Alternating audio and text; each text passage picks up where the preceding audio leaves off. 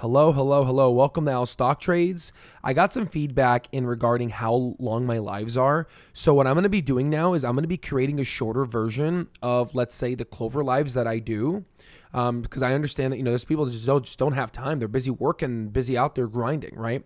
So from now on, we're going to go in, and whenever you see a live on the title, it's just going to be a long video. It's a live, so I can interact with the audience, because I love talking with you guys, right? And that, that takes time. I want quality time. However, if you don't see live, then it's going to be a short video. You can also look at how long the time is too, just in case if I forget that rule. So what I'm going to do right now, I'm going to go over this. I'm going to go over it really quickly, and I'm going to reiterate all the key main points. That's not going to be everything, but it's going to be around the highlights. So let's get started. So we just had the second quarterly reports for Q2 for Clover Health for 2022. They went ahead and had a second quarter revenue of $846.7 million, up from $412.5 million from the quarter of the year prior. And again, we like to look at year to year, not consecutive, because there's some seasonality changes. The only reason why you want to go ahead and look at continuous is when you look at all of the numbers, right? The beautiful part about this is that there was a very great improvement within their MCR quarter over quarter from the year over year perspective. The one thing I want to highlight to you is I did downgrade the price target. I felt like they did not go over more specific key questions that the analyst had, and I didn't see any follow-up, given the week, right?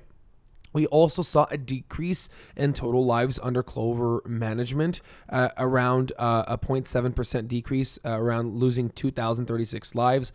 Now, why is that the case? Again, 0.7 is not a lot. It's not even a percent, right? So that's something that we need to keep into account.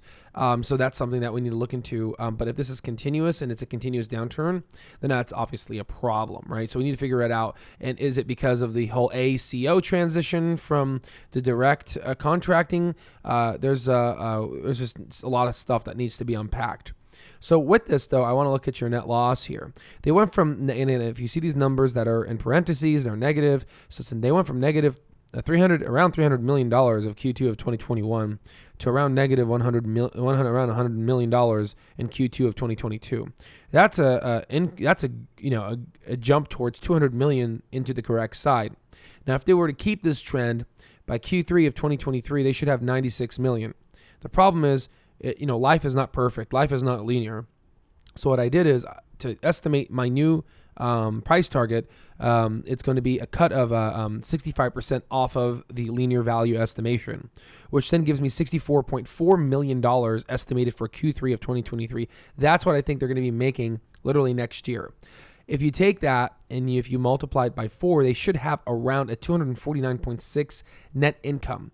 Now, I have that. Now, I think that's even more of a bearish standpoint. But again, we want to get at the true value of Clover. So if you have that, you get $124.8 million in free cash flow.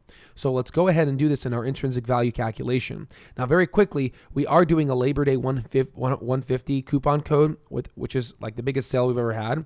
It's $150 off of our Mastering Stock Market course, link down below.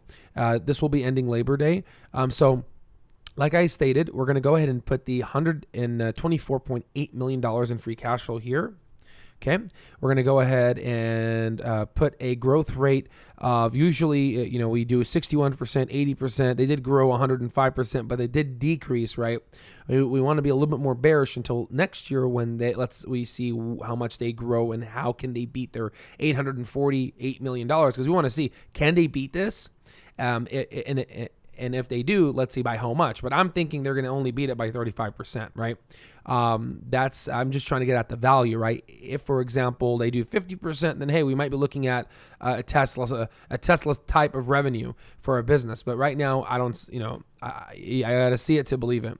We're going to go ahead and shoot this out 10 years into the future, discount back at a 2% discount rate, using a 2 to 3% perpetuity model. And we're going to go ahead and divide by the number of outstanding shares, which is around 470.80. As soon as you do that, you get a stock price of a recession at $8.19, a bear case of $17.44, a base case of $24.20, and a bull case of $35.86. Currently, right now, the stock price is hovering around $3.26. So if you put this in here, 3.26, our calculation could go ahead and essentially calculate the percent upside. Now, from the recession level, you look like more than doubling your money, right?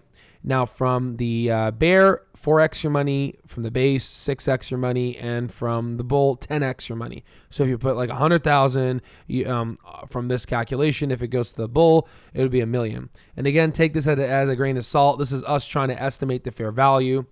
We did back test this, and it's pretty damn accurate. But again, this is an educational platform.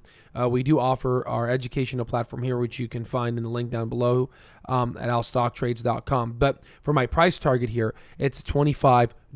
Okay, $25 right now, and until proven otherwise. As we get closer to next year, we will definitely adjust these, and I think the free cash flow will be a lot higher. But as of right now, 6x, you can't argue with that, right? This video is essentially under 6 minutes, and I'll see you on the next one.